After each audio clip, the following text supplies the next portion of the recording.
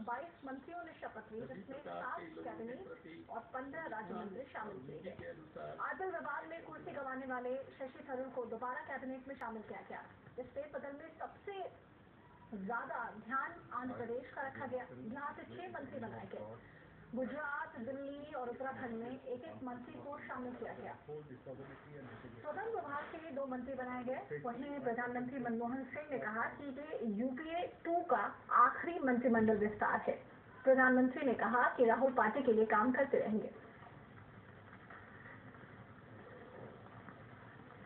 तो जो फेरबदल हुए, जो नए नाम शामिल हुए, उनके चेहरे इस तरह हैं, उनके नाम इस तरह हैं जिन्हें आप टेलीविजन स्क्रीन पर देख रहे हैं। जिन्हें कार्यभार मिला, जिन्हें मंत्रालय मिले। पल्लव राजन मानव संसाधन मंत्री, चंदेश कुमारी कटोच संस्कृति मंत्रालय अब इनके जिम्मे है। वहीं हरीश रावत जल संसाधन मंत्री बने हैं। तारिक अनवर कृषि राज्य मंत्री और युवा चेहरा कंपनी मामलों के राज्य मंत्री राजेश पालक, ज्योतिरादित्य सिंधिया ऊर्जा राज्य मंत्री, ये तमाम वो चेहरे हैं जो शामिल हुए हैं कैबिनेट में।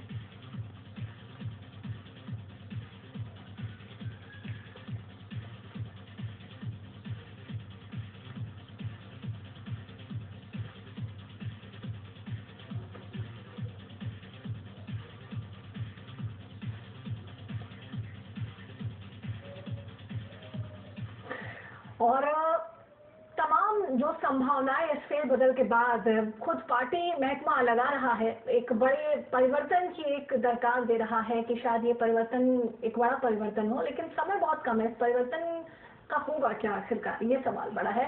इस वक्त हमारे साथ स्टूडियो में मौजूद हैं वरिष्ठ पत्रकार केजी सुरेश जी, आपका बहुत बहुत स्वागत है। इसके अलावा सतीश पेडरेकर जी, आपका बहुत बहुत स्वागत है। और जयपुर से हमारे साथ थोड़ी देर में जुड़ेंगे कांग्रेस सांसद महेश जोशी जी। लेकिन सीधे चलते हैं, स्टूडियो में हमारे साथ मौजूद हैं सतीश जी। सुरेश जी से ही प्रतिक्रिया हम लेते हैं, उनसे ही बातचीत करते हैं। सतीश जी, मेरा सबसे पहले आपसे ये सवाल कि जिस तरह की संभावनाएं, जिस तरह की उम्मीद अब पार्टी की तरफ से जताई जा रही है, ये कह करके कि ये एक परिवर्तन है और इस परिवर्तन का बहुत अच्छा खासा इम्पैक्ट देखने को मिलेगा, क्या मौजूदा हालात ऐसा कहते हैं कि ये परिवर्तन वाकई कुछ एक बड़ा इम्पैक्ट छोड़ेगा? देखिए, सरकार की ओर से, कांग्रेस की ओर से बहुत आशाएं जगाई गई थी कि ये जो है चुनाव से पहले का आखिरी रिशफल है, इसलिए जो है सरकार जो है इसमें तमाम कोई गुणात्मक परिवर्तन, कुछ क्वालिटेटिव चेंज करेगी और अपनी छवि को जो है बदलने की कोशिश करेगी, एक चमकी हुई छवि जो है जनता के सामने पेश करेगी। पर जब हम देखते हैं कि जब वाकई में फेरबदल हुआ है तो ऐसा लगता है कि मनमोहन सिंह के पास में जो एक सुनहरा मौका आया था, वो मौका वो चूक गए हैं। ऐसा लगता है कि जो है केवल जो कुछ पद खाली थे मंत्रिमंडल में, सिर्फ उन्हें भरने की कवायद की गई है। इस फेरबदल से न तो सरकार की छवि सुधरनी है, न मनमोहन सरकार की जो है अब कार्यशैली सुधरनी है। इससे न तो बेहतर छवि बनने वाली है और एक चीज लगती है कि इससे कई मामलों में गलत संदेश जा रहा है। मैं एक मुद्दा आपको उठाना चाहता हूं कि इस समय सबसे महत्वपूर्ण मुद्दा भ्रष्टाचार का है और इस फेरबदल से भ्रष्टाचार के बारे में बड़ा गलत संदेश जाता है। सबसे पहले तो जिस व्यक्ति पर भ्रष्टाचार के सबसे ज्यादा आरोप लगे हुए थे, उसे आपने तरक्की दे दी। दूसरी बात, जो शशि थरूर है उन पर भी जो है आईपीएल के मामले में कंट्रोवर्सी थी, उन्हें भी आप मंत्रिमंडल में ले आए। और तीसरी बात जो है, जयपाल रेड्डी को जो हटाया गया है, उसके बारे में ये कहा जा रहा है कि जयपाल रेड्डी जो है पेट्रोलियम मंत्री के तौर पर उद्योगपतियों के सामने झुकने को तैयार नहीं थे। आखिरकार उनकी काफी शिकायतें उद्योगपतियों ने की और उन शिकायतों के चलते जो है उनको हटा दिया गया। तो ये जो तीनों वाकयात हैं, उनसे ऐसा लगता है कि सरकार ने भ्रष्टाचार के मामले में एक गलत संदेश दिया। तो ये एक चीज और मैं संक्षेप में कहना चाहता हूं, मुझे लगता है कि जो सत्तारूढ़ दल और विपक्ष में भ्रष्टाचार पर पर्दा डालने की होड़ चल रही है।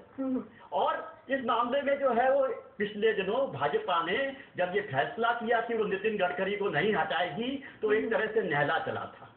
और आखिरी पर कांग्रेस ने जो है कहा कि न सिर्फ हम अपने मंत्री को हटाएंगे नहीं, बल्कि उसको तरक्की दे देंगे। आप चाहे जितने आरोप लगा दीजिए, तो कांग्रेस उससे एक कदम और आगे चली गई है। मुझे लगता है कि ये सारे फेर बदल का एक गलत संकेत है। शायद कांग्रेस ये सोचती है कि जनता जो है कुछ नादान है, वो सारे आरोपों को तुरंत भूल जाएगी और फिर उसकी झोली में वोट डाल देगी। चलिए, कांग्रेस सांसद महेश जोशी जी भी हमारे साथ जुड़ गए हैं, उनके पास हम चलेंगे, लेकिन उससे पहले जानना चाहेंगे हम सुरेश जी आपसे, ये जो बातें कह रहे हैं सतीश जी, आप कितना इत्तेफाक रखते हैं? क्या ये एक परिवर्तन गलत संकेत है? देखिए, इसमें कोई दो राय नहीं कि पिछली बार जब बिजली पूरे देश में गुल रही, उसके अगले दिन आप देखते हैं कि सुशील कुमार शिंदे जी जो हैं वो ऊर्जा मंत्री से गृह मंत्री बनाए जाते हैं, और उसके बाद अभी खुर्शीद पर इतने सारे आरोप लगे और वो विदेश मंत्री बन गए। लेकिन मुझे बहुत ज्यादा उम्मीद नहीं थी इसमें। ये तो मीडिया में बहुत कुछ आ रहा था, लेकिन कभी भी ऐसे कोई क्रांतिकारी व्यक्तित्व कभी डॉक्टर मनमोहन सिंह रहे भी नहीं। उन्होंने हमेशा बहुत ही पूरा जो है, अगर आप देखेंगे पूरा, तो इसमें प्रदेश और रणनीति 2014 का रणनीति, उसको ध्यान में रखते हुए जहां तक मेरी समझ है, अगर मैं आपको एक दो मिसाल के तौर पर देना चाहूंगा कि कर्नाटक में आप देख लीजिए। कर्नाटक में कांग्रेस की जो मुख्यतः वहां बीजेपी के साथ है, और बीजेपी का उनका ये जहां तक अनुमान है वो ये है कि बीएस येदियुरप्पा वहां का जो समुदाय है, लिंगायत समुदाय, जो बहुत ही इन्फ्लुएंशियल है, उनको तो वो येदियुरप्पा पार्टी से अलग होकर वो अपनी तरफ ले जाएंगे। बाकी बचा उनका मुख्य लड़ाई जो रहेगा वो तीसरा विपक्षी दल है, जनता दल सेक्युलर। और जनता दल सेक्युलर के पास दो मेन वोट बैंक है, एक वोकलिग और एक मुस्लिम। अब क्या किया है कांग्रेस ने कि एसएम कृष्णा को यहाँ से इस्तीफा करके, जो पहले भी मुख्यमंत्री रह चुके हैं, वोकलिग लीडर है, वही एक व्यक्ति है जो देवेगौड़ा और उनके पुत्र को जो है टक्कर दे सकते हैं, उनको वहां भेज दिया।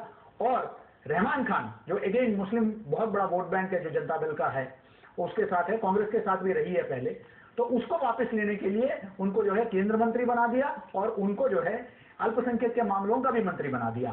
और इसी तरीके से आप देखेंगे आंध्र को इतना ज्यादा अपने प्रतिनिधित्व दिया है, वो पूरी तरीके से तेलंगाना, रायलसीमा और बाकी जो पूरे इलाके में जगनमोहन रेड्डी द्वारा जो भी वहां हरकत किया जा रहा है, उसको काउंटर करने के लिए किया गया।